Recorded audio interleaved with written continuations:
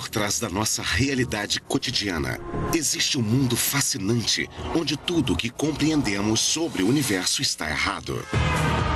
O físico e conhecido autor Brian Greene nos leva em uma viagem que subverte as regras da experiência humana. Por que nunca vemos os acontecimentos na ordem inversa? De acordo com as leis da física, isso pode acontecer.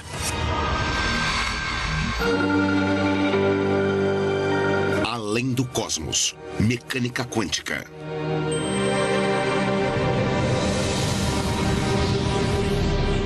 Há milhares de anos estamos tentando desvendar os mistérios de como o universo funciona.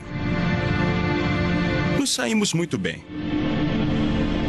Chegamos a um conjunto de leis que descrevem o movimento claro e preciso das galáxias, estrelas e planetas. Mas agora sabemos que, em um nível fundamental, as coisas são bem mais nebulosas. Descobrimos um novo conjunto revolucionário de leis que transformaram completamente nossa imagem do universo. Do espaço sideral ao coração da cidade de Nova York, até o âmbito microscópico, nossa visão sobre o mundo mudou graças a essas leis estranhas e misteriosas que estão redefinindo nossa compreensão sobre a realidade. São as leis da mecânica quântica. As regras da mecânica quântica regem cada átomo e cada partícula minúscula em todo e qualquer pedaço de matéria, em estrelas e planetas, em rochas e prédios, em você e em mim. Não percebemos a estranheza da mecânica quântica no nosso dia a dia, mas ela está sempre lá se você souber onde procurar. Só precisa mudar sua perspectiva e chegar até as menores escalas, até o nível dos átomos e das partículas dentro deles. No nível quântico, as leis que regem esse pequeno universo parecem completamente diferentes das conhecidas leis que regem os objetos maiores do nosso cotidiano. Depois de reparar nelas, você nunca mais verá o mundo do mesmo jeito. Até pouco tempo atrás, nós achávamos que já tínhamos entendido tudo. As leis que determinam como os planetas giram em torno do Sol, como uma bola faz um arco quando é arremessada para cima, como as ondulações se espalham na superfície de um lago. Essas leis foram descritas em uma série de equações chamadas de mecânica clássica, e elas permitiam prever o comportamento das coisas com exatidão. Tudo parecia fazer sentido até uns 100 anos atrás, quando os cientistas estavam se esforçando para explicar algumas propriedades estranhas da luz. Por exemplo, o tipo de luz emitida pelos gases quando são aquecidos em um tubo de vidro. Quando os cientistas observaram essa luz através de um prisma, viram uma coisa que nunca poderiam esperar. Quando aquecemos algum gás e olhamos por um prisma, ele forma linhas.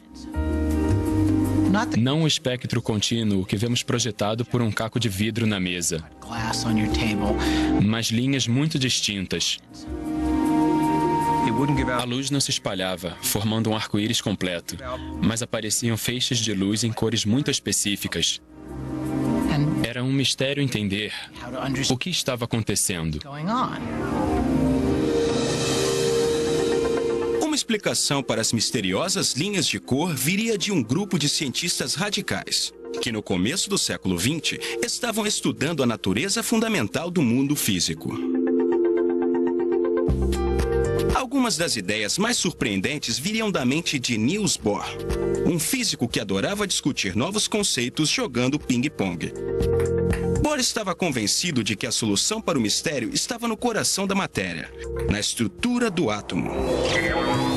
Ele achava que os átomos pareciam pequenos sistemas solares, com partículas ainda menores, chamadas elétrons, orbitando em volta de um núcleo, da mesma forma que os planetas giram em torno do Sol. Mas Bohr propôs que, diferente do sistema solar, os elétrons não podiam se mover em uma órbita qualquer. Apenas determinadas órbitas eram permitidas. Ele teve uma ideia espantosa e completamente antifísica. Aqueles eram estados específicos, órbitas fixas que os elétrons podiam descrever. E só essas órbitas. Bohr afirmou que quando um átomo é aquecido, seus elétrons ficam agitados e pulam de uma órbita fixa para outra. Cada salto para baixo emite energia na forma de luz, em comprimentos de onda muito específicos. E por isso, os átomos produzem cores muito específicas. É daí que tiramos a expressão salto quântico. Se não fosse pelo salto quântico, teríamos um borrão de cor saindo de um átomo quando ele se agitasse ou sossegasse. Mas não é isso que vemos no laboratório. Vemos vermelhos e verdes muito definidos. O salto quântico é a origem e o autor dessa cor definida. A grande surpresa do salto quântico foi que os elétrons iam diretamente daqui para lá, aparentemente sem se mover pelo espaço no meio. É como se, de repente, Marte sumisse de sua órbita e aparecesse na órbita de Júpiter. Bohr argumentou que o salto quântico surge de uma propriedade fundamental e fundamentalmente esquisita dos elétrons nos átomos. Sua energia vem em blocos distintos que não podem ser subdivididos. Quantidades mínimas específicas chamadas quanta. É por isso que existem órbitas específicas distintas que os elétrons podem ocupar. Um elétron tem que estar aqui ou ali, e em nenhum outro lugar no meio. Isso é diferente de tudo que conhecemos na vida cotidiana. Por mais misterioso que parecesse, logo as provas se acumularam, mostrando que Bohr estava certo. Os elétrons seguiam um conjunto de regras diferentes dos planetas e das bolas de ping-pong. A descoberta de Bohr foi um divisor de águas.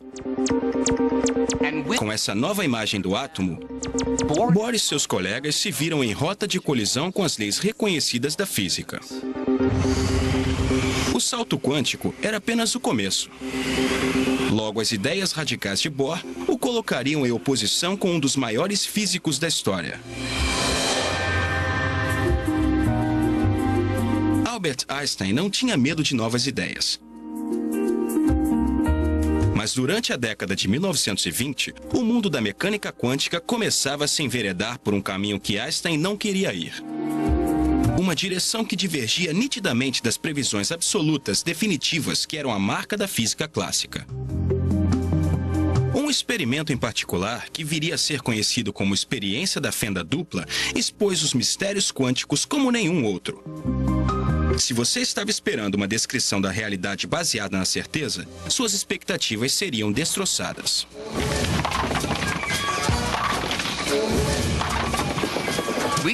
Podemos entender melhor a experiência da fenda dupla e como ela altera radicalmente nossa ideia da realidade, realizando um experimento parecido. Não na escala das partículas muito pequenas, mas com objetos mais cotidianos, como os que encontramos em uma pista de boliche. Mas antes, eu preciso fazer alguns ajustes na pista.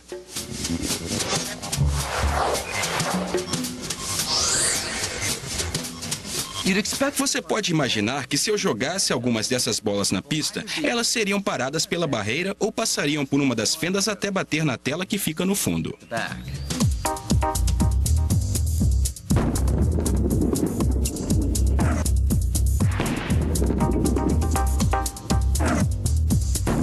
Na verdade, é isso mesmo que acontece. As bolas que passam sempre batem na tela diretamente atrás da fenda da direita ou na fenda da esquerda. A experiência da fenda dupla funciona assim, mas em vez de bolas de boliche, usamos elétrons, que são bilhões de vezes menores. Você pode imaginá-los assim.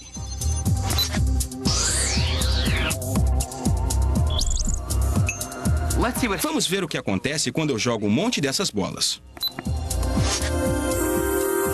Quando os elétrons são arremessados nas duas fendas, o que acontece no outro lado é muito diferente. Em vez de atingir só duas áreas, os elétrons batem em toda a tela, criando um padrão de linhas, inclusive bem no meio das duas fendas. O lugar que esperaríamos que fosse bloqueado. Então, o que está acontecendo? Esse padrão só podia significar uma coisa para os físicos, mesmo nos anos 20. Ondas. As ondas podem fazer várias coisas interessantes. Coisas que uma bola de boliche nunca poderia fazer. Elas se dividem. Elas se combinam. Se eu jogasse uma onda de água pelas fendas duplas, ela iria se dividir em duas e depois as duas iriam se cruzar. Os picos e vales iam se combinar, aumentando em alguns lugares, diminuindo em outros, e às vezes os dois se anulariam. Com a altura da água, correspondendo à claridade na tela, os picos e vales criariam uma sequência de linhas, no que é conhecido como padrão de interferência. Os elétrons são partículas, então como poderiam criar esse padrão? Como um único elétron poderia parar em lugares nos quais uma onda iria? Partículas são partículas, ondas são ondas. Como uma partícula pode ser uma onda? A não ser que a gente desista da ideia de que eles são partículas e pense: essa coisa que eu pensava que fosse uma partícula, na verdade é uma onda. Uma onda no oceano não é uma partícula. O oceano é composto por partículas, mas as ondas no oceano não são partículas. Pedras não são ondas. Pedras são pedras. Uma pedra é um exemplo de partícula. Uma onda no oceano é um exemplo de uma onda no oceano. Agora, alguém está dizendo que uma pedra é que nem uma onda no oceano. Como assim? Nos anos 20, quando uma versão desse experimento foi conduzida pela primeira vez, os cientistas se esforçaram para entender esse comportamento onduloso. Até que um físico chamado Max Born teve uma nova ideia revolucionária sobre o que a equação da onda descrevia. Ele disse que a onda não era um elétron espalhado ou qualquer outra coisa encontrada na ciência. Born afirmou que ela era muito peculiar. Uma onda de probabilidade. Ou seja, ele argumentava que o tamanho da onda em qualquer lugar prevê a probabilidade do elétron ser encontrado ali. Os lugares em que a onda é maior não são onde a maior parte do elétron está, são onde é mais provável que ele esteja. Isso é muito estranho, né? O elétron em si parece ser uma confusão de possibilidades. Não podemos perguntar onde o elétron está agora. Mas sim, se eu procurar um elétron nesse pedacinho específico do espaço, qual é a probabilidade de encontrá-lo ali? Isso irrita qualquer pessoa, em qualquer momento. Por mais estranho que pareça, essa nova forma de descrever o jeito que as partículas como os elétrons se movem está correta. Se eu arremessar um único elétron, não posso nunca prever onde ele vai cair. Mas se eu usar a equação de Schrödinger para encontrar a onda de probabilidade do átomo, posso prever com muita precisão que se eu jogar elétrons o bastante, posso dizer 33,1% vão parar aqui, 7,9% vão parar ali, e assim por diante. Esse tipo de previsão já foi confirmado várias vezes por experimentos. As equações da mecânica quântica mostram-se incrivelmente precisas. Desde que você aceite que é tudo probabilidade.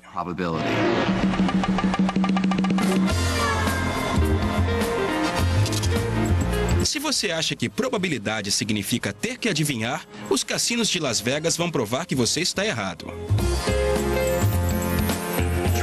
Tente a sorte em qualquer jogo de azar e descubra o poder da probabilidade.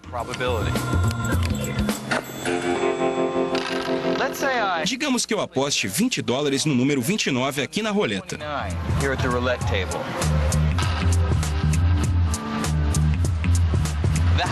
A banca não sabe ainda se eu vou ganhar nessa rodada, ou na próxima, ou na próxima.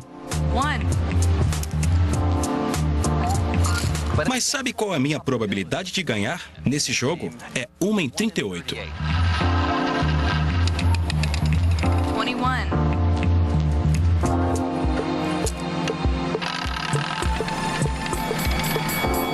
29. Eu posso até ganhar de vez em quando, mas a longo prazo, a banca sempre ganha mais do que perde.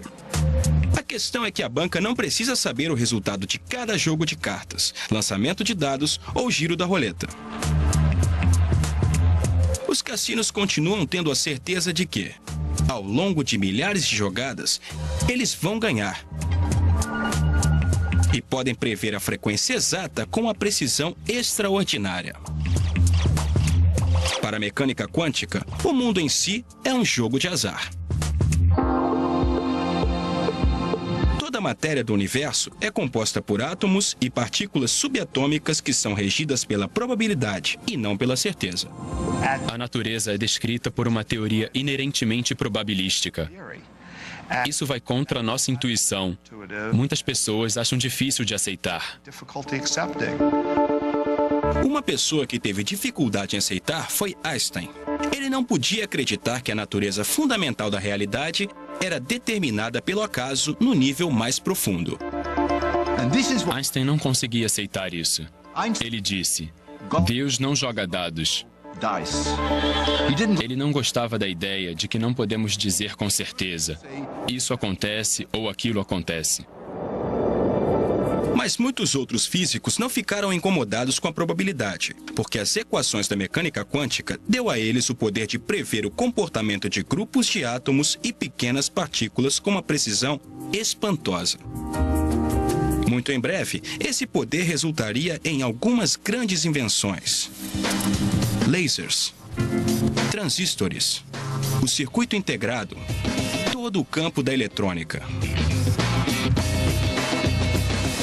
Apesar de todos os triunfos, a mecânica quântica continua sendo profundamente misteriosa. Ela faz com que um monte de coisas funcione, mas ainda não fomos capazes de responder algumas questões básicas levantadas por Albert Einstein nos anos 20 e 30.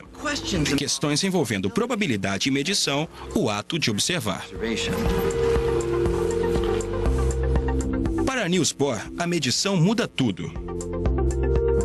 Ele acreditava que antes que uma partícula fosse medida e observada, suas características eram incertas. Um elétron na experiência da fenda dupla, por exemplo. Antes que sua localização seja determinada, ele pode estar em qualquer lugar, com uma vasta gama de possibilidades. Até o momento em que o observamos. É só então que a incerteza sobre a localização desaparece. De acordo com a perspectiva de Bohr sobre a mecânica quântica, quando medimos uma partícula, ela é forçada a mostrar todos os lugares onde ela pode ter estado e selecionar uma localização específica onde é encontrada. A medição força a partícula a fazer essa escolha.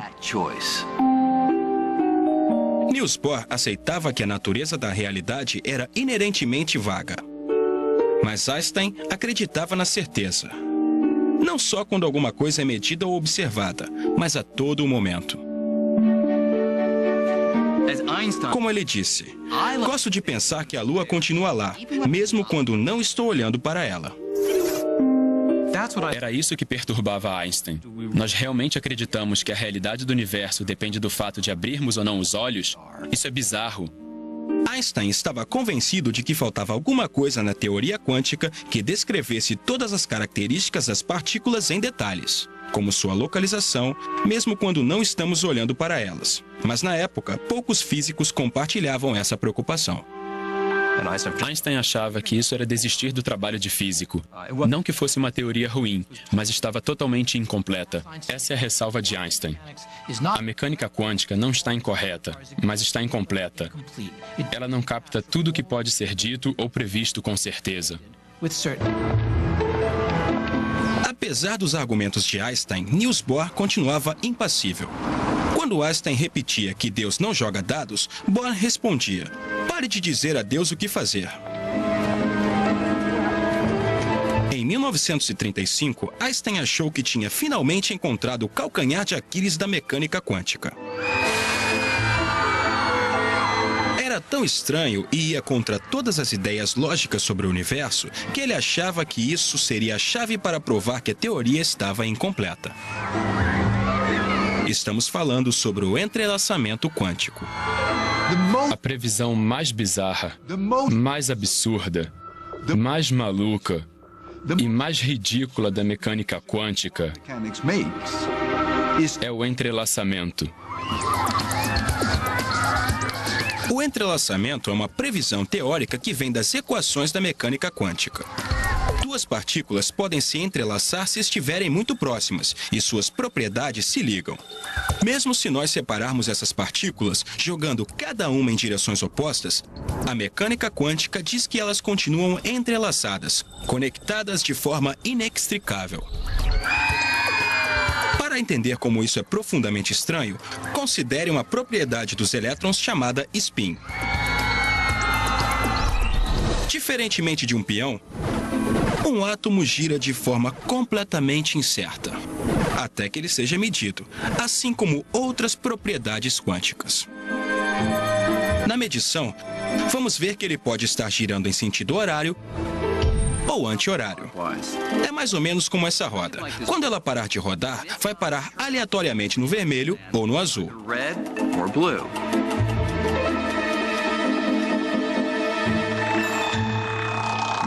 Agora imagine uma segunda roda.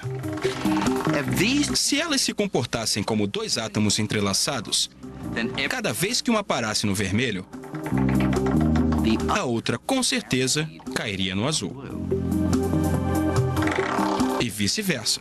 Como as duas rodas não estão conectadas, isso já seria suspeito bastante. Mas a mecânica quântica, adotada por Niels Bohr e seus colegas, ia ainda mais longe, prevendo que se uma delas estivesse muito distante, até na Lua, sem cabos ou transmissores, mesmo assim, uma delas estaria no vermelho e a outra no azul. Em outras palavras, se você medisse uma partícula aqui, estaria afetando não apenas ela. A medição afetaria também a parceira entrelaçada, por mais distante que ela esteja.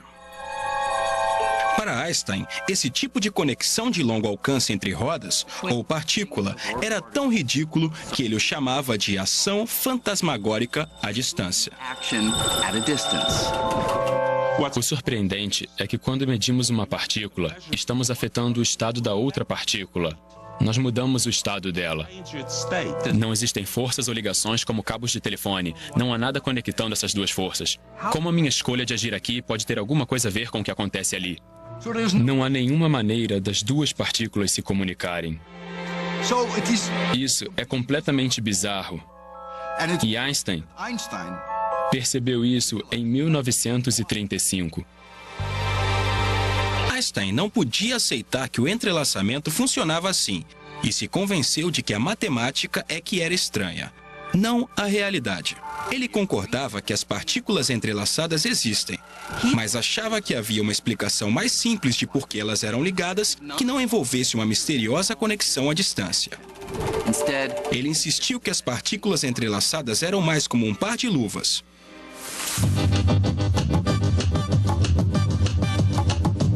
Imagine que alguém separe as duas luvas, colocando cada uma em um estojo.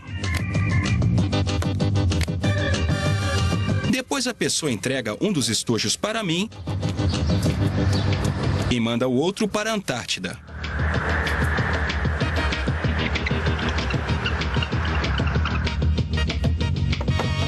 Obrigado. Antes de olhar dentro do estojo, eu sei que tem a mão direita ou a mão esquerda de uma luva. No momento em que eu abrir e achar a mão esquerda, vou saber que a mão direita está no estojo que foi para a Antártida, mesmo que ninguém olhe lá dentro. Não tem mistério nenhum. É claro que não afetei nenhuma das luvas ao olhar dentro do estojo. A mão esquerda sempre esteve nesse estojo e a direita sempre esteve no estojo que foi para a Antártida. Isso foi determinado no momento em que as luvas foram separadas e guardadas. Einstein achou que a mesma ideia se aplicava às partículas entrelaçadas. A configuração dos elétrons deve ter sido determinada no instante em que eles foram separados. Quem estava certo? Bohr, que defendia as equações que diziam que as partículas são como rodas que giram e podem conectar seus resultados mesmo a uma grande distância? Ou Einstein, que acreditava que não havia uma conexão misteriosa, mas que tudo já estava decidido antes que nós olhássemos?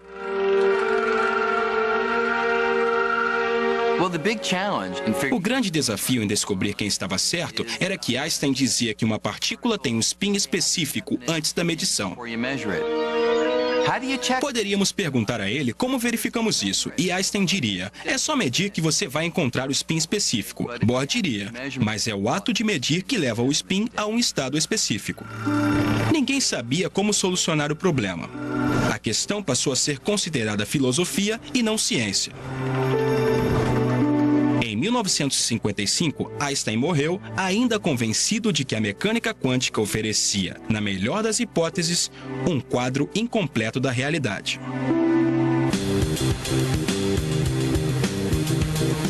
Em 1967, na Universidade de Colômbia, um recruta improvável assumiu a missão de Einstein de desafiar a mecânica quântica. John Clauser estava prestes a completar um doutorado em astrofísica. A única coisa que faltava era sua nota em mecânica quântica. Quando eu ainda era aluno de graduação, não conseguia entender a mecânica quântica, por mais que eu tentasse.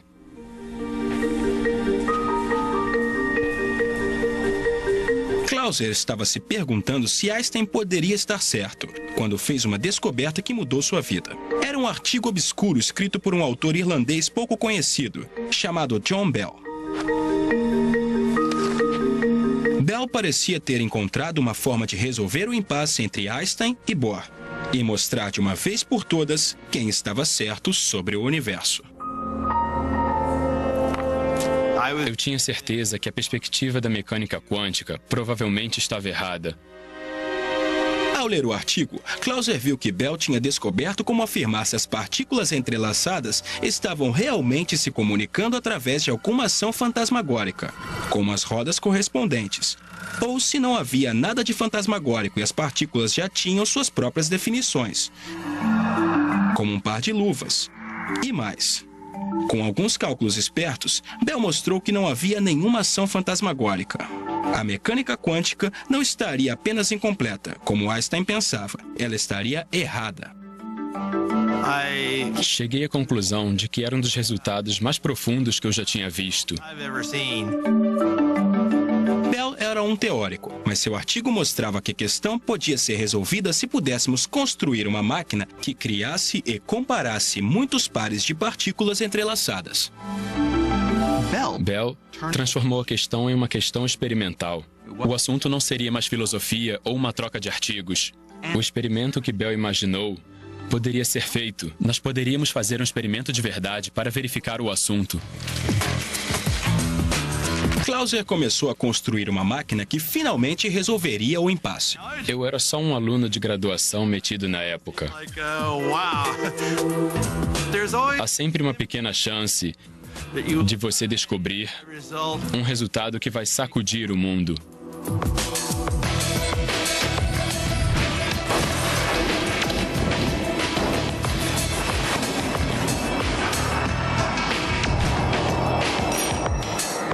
A máquina de Clauser media milhares de pares de partículas entrelaçadas e os comparava em várias direções diferentes.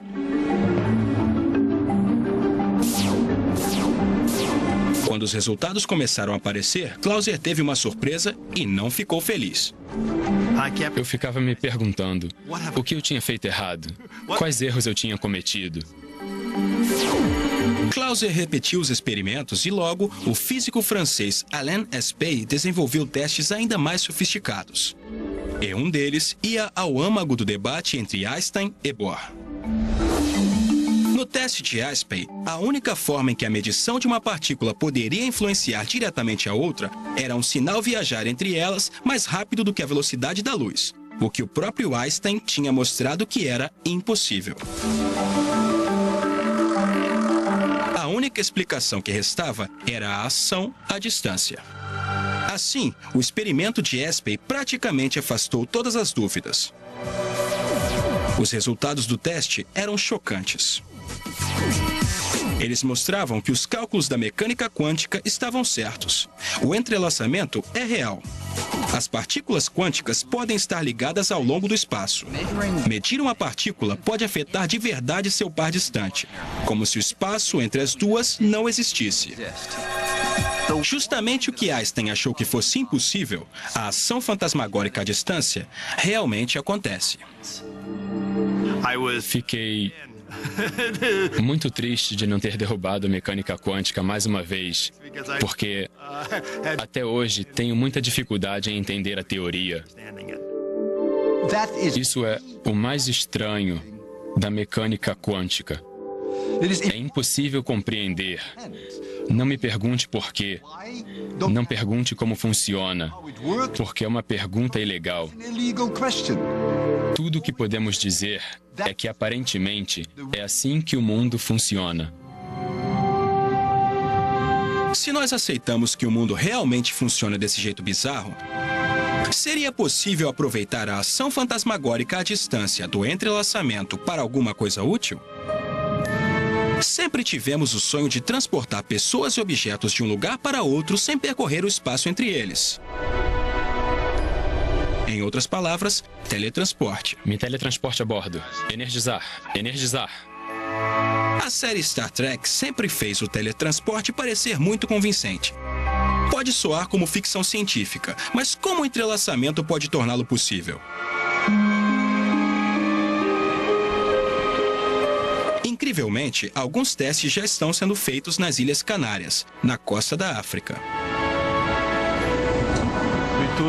Nós fazemos os experimentos aqui nas Ilhas Canárias porque temos 2 observatórios. Além disso, é um ambiente agradável.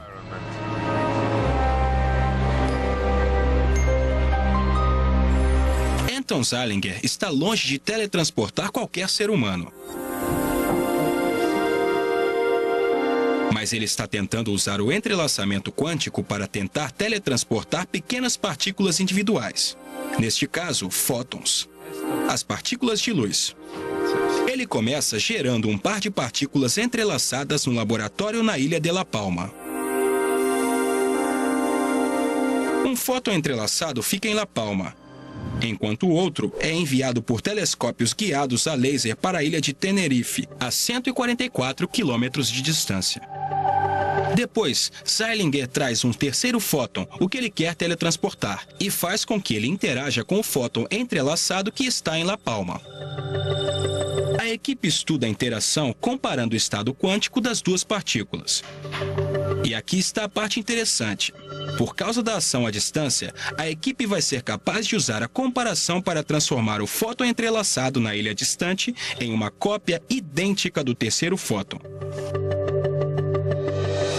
Vai ser como se o terceiro fóton tivesse sido teletransportado pelo mar, sem percorrer o espaço entre as ilhas. Nós extraímos a informação levada pelo fóton original e criamos um novo original. Usando essa técnica em outros lugares, Zeilinger conseguiu teletransportar milhares de partículas. Mas será que podemos ir além?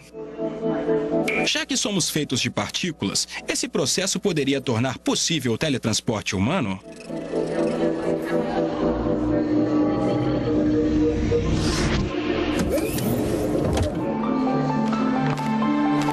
Bem-vindo à cidade de Nova York.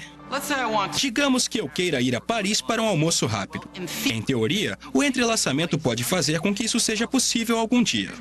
Eu precisaria de uma câmara de partículas aqui em Nova York que estivesse entrelaçada com outra câmara em Paris.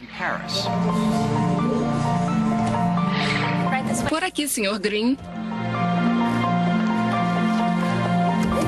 Eu entraria em uma cabine que funciona como um scanner ou aparelho de fax. Enquanto o dispositivo varre o enorme número de partículas no meu corpo, mais partículas do que o número de estrelas no universo observado, ele está varrendo também as partículas na outra câmara e cria uma lista que compara o estado quântico dos 2 conjuntos de partículas. O entrelaçamento entra em ação. Por causa da ação fantasmagórica à distância, essa lista também revela como o estado original das minhas partículas está relacionado com as partículas em Paris. A operadora envia essa lista a Paris. Lá, eles usam essa informação para reconstruir o estado quântico de cada uma das minhas partículas. E um novo eu é materializado. As partículas não viajaram de Nova York a Paris. O O entrelaçamento permite que o meu estado quântico seja extraído em Nova York e reconstituído em Paris, até a última partícula.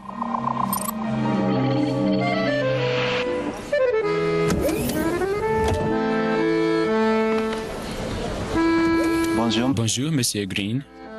Olá, aqui estou, em Paris, uma réplica exata de mim mesmo. É melhor que eu esteja mesmo, porque a medição dos estados quânticos de todas as minhas partículas em Nova York destruiu o original. O protocolo para o teletransporte quântico exige que o objeto que está sendo teletransportado seja destruído no processo. Isso te deixa meio nervoso.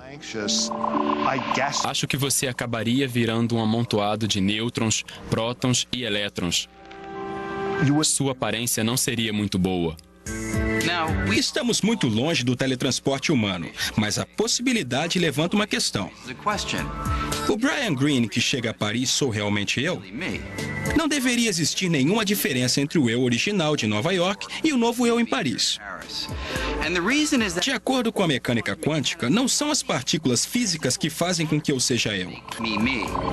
São as informações contidas nas partículas. E essas informações foram teletransportadas exatamente por todas as trilhões e trilhões de partículas que compõem o meu corpo.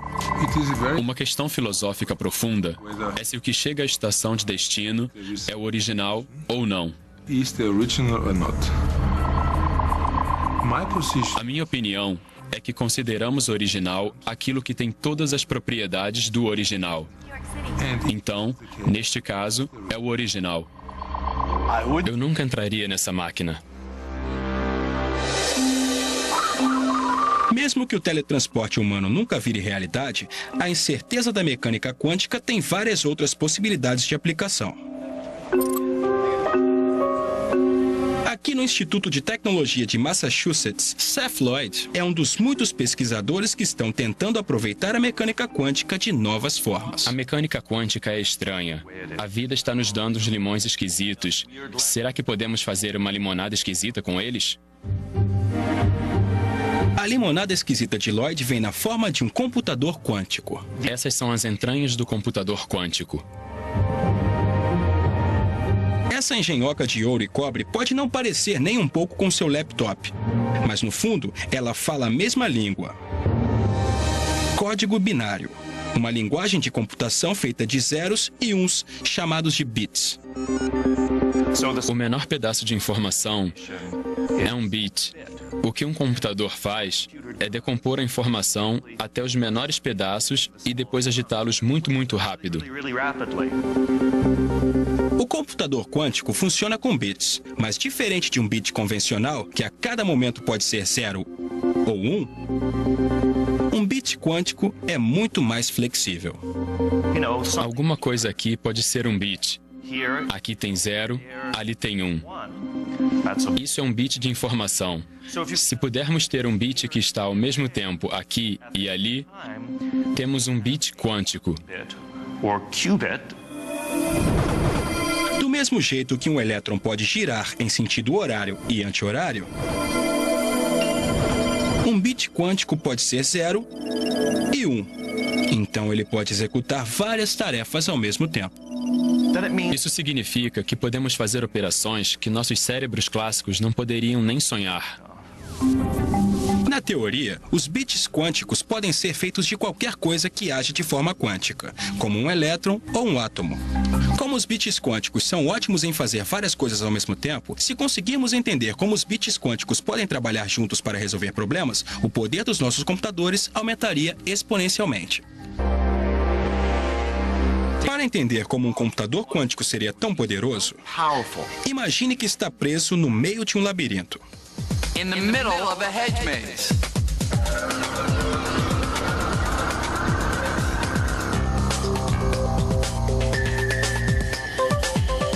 Você ia querer achar a saída o mais rápido possível. O problema é que existem muitas opções. E eu preciso tentar uma por uma. Isso significa que vou chegar a vários becos sem saída. Vou passar por vários caminhos e entrar em vários lugares errados. até finalmente ter a sorte de achar a saída. É assim que os computadores atuais resolvem problemas. Apesar de serem rápidos, eles só podem realizar uma tarefa por vez, do mesmo jeito que só podemos explorar um caminho por vez no labirinto. Mas se eu pudesse tentar todas as possibilidades de uma só vez, tudo seria diferente. É assim que a computação quântica funciona. Como as partículas podem estar, de certa forma, em vários lugares ao mesmo tempo, o computador poderia investigar um número imenso de caminhos e soluções ao mesmo tempo. E acharia a opção correta no estalo. Um labirinto como este tem um número limitado de rotas a serem exploradas. Então, um computador convencional acharia a saída bem rápido. Mas imagine um problema com milhões ou bilhões de variáveis. Como prever o tempo com muita antecedência. Poderíamos ser capazes de prever desastres naturais como terremotos ou tornados. Resolver esse tipo de problema agora seria impossível, pois precisaríamos de um computador ridiculamente grande. Mas um computador quântico terminaria o serviço com algumas centenas de átomos. O cérebro desse computador seria menor que um grão de areia. Não há dúvidas de que estamos cada vez melhores em aproveitar o poder do mundo quântico. E quem sabe até onde ele pode nos levar. Mas não podemos esquecer que no centro dessa teoria, que já nos deu tanta coisa, ainda existe um buraco. Onde foi parar toda a esquisitice que havia no nível quântico, na escala dos átomos e das partículas? Por que as coisas no mundo quântico pairam em um estado de incerteza?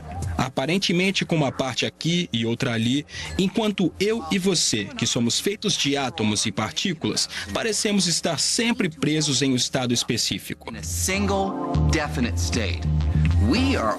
Nós estamos sempre aqui ou ali.